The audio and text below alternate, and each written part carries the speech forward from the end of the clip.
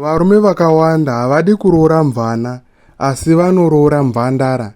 Ndozviziva kuti zvine madisadvantage kuroora munhu ane bhondi yemwana neumwe murume. Asi pamvandara dzamuri kuroora idzi, handiti munhu kushaya umandara zvinoreva kuti bonde aiita. Saka chakamutarisa kuita mwana chii? Nokuti pane nyaya ndepekuti haasi mvana nekuda kwekuzvibata here kana kuti haasi mvana nenyaya yekuti aiponeswa nemamorning after. Nekuti 90% yevasikana vamuri kuroora imimi, ukaenda kwadokta kunonyatsotariswa chaiko, uchaona kuti akatanga kushandisa morning after aine 16 years. Pa16 years angatotanga kutoshandisa mishonga yefamily planning. Chifunga pauchazomutora ane 23 kuti anenge akanywa zvakadii. Nokuti chinowanzoitika pamvana idzi, vakawanda vacho vakaedza kupinda mune zvinhu zvemujolo vasina experience. Achingotanga obva atoita zimisteki rakabva ramupa mwana ende obva aenda kunogara pamba ende nenyaya yenhumbu iya plus kuyamwisa varume vaitomusema vachimusiya akadaro. Utku tumanje tusina vana tumvandara utku twaifamba nemujolo big time. Ngatimboitai macalculation panapa.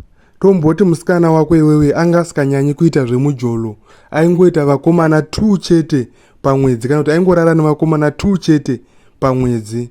Wokalkuleta kuti ka2 pamwedzi panozopera gore anenge arara nevakomana vangani. Akatanga kuita zvinhu izvozvo aine 16 years kuzosvika paunomuroora iwewe kuma 23-24. Nokuti vakawanda venyu havana vana asi vane mabody count ari kudarika 100 and something. Zvekuti kudai Mwari aikupa faira kana uchinge wakuda kuroora, okuti alright wakuda kuroora, rega nditange ndakuradza faira remunhu wakuda kuroora. Varume vakawanda maimhanya kuenda kunotorana nemvana dzine vana 1 muchivatiza ava.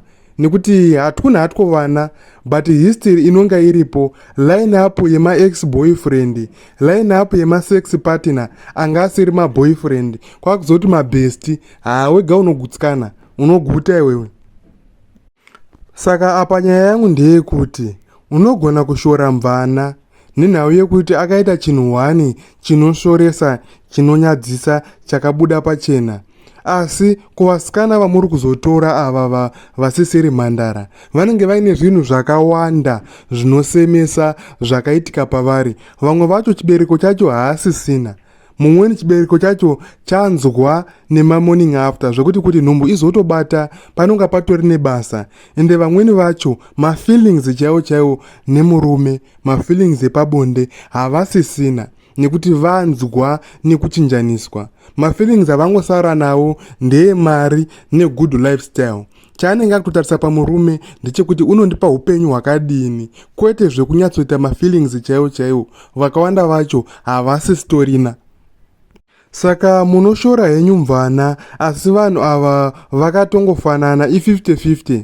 Ende kakawanda kacho mvana inogona kuzotoita nani nenyaya yekuti paakaita mwana varume vaimusema zvakaita kuti azorore panyaya dzemujolo. Utku tusina vana tusiri tumhandara futi twaifamba nemujolo zvekuti panonga pakaipa wangu. Zvekuti kanoenda kuchechi, kanoimba mukwaya, hapana nekuti experience yechihure itoripo ipo papa. Kana munhu akamboshandisa family planning asina kuroorwa, chihure chitori maari. Hapana, ngatisade kufadzana nemanyepo.